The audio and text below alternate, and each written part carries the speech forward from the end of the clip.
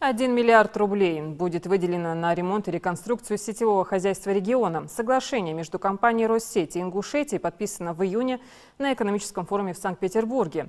Реализация этой инвестпрограммы позволит ликвидировать проблему изношенности электрооборудования. Залина Могушкова расскажет подробно.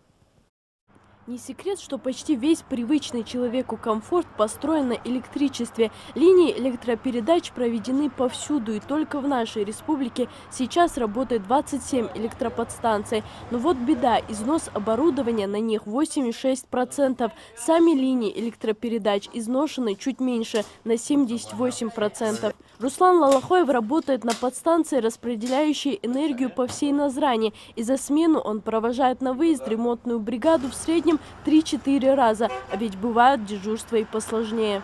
У нас выезды бывает ремонт ТП, и срубка деревьев, и обрыв проводов. Сутки выездов 20 бывал, когда погода плохая.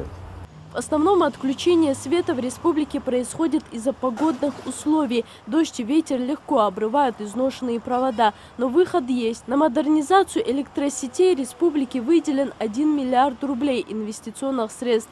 В июне этого года на Международном экономическом форуме в Санкт-Петербурге подписано соглашение о сотрудничестве между Ингушетией и компанией «Россеть», которое позволит развить единую национальную сеть и обеспечить бесперебойное электроснабжение. Мы будем менять линии электропередач, провода, которые проходят по улицам, и будем менять трансформаторные подстанции.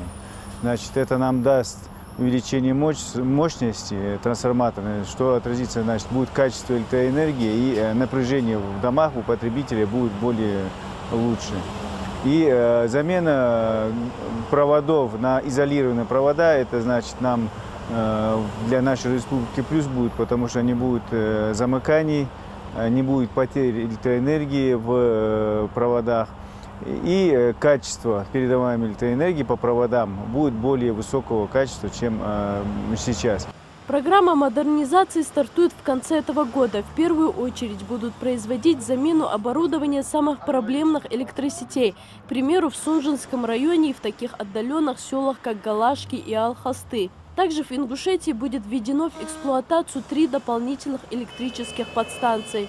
Завершается процесс, согласно дорожной карте, по консолидации электрических сетей в республике на базе создания новой совместной компании.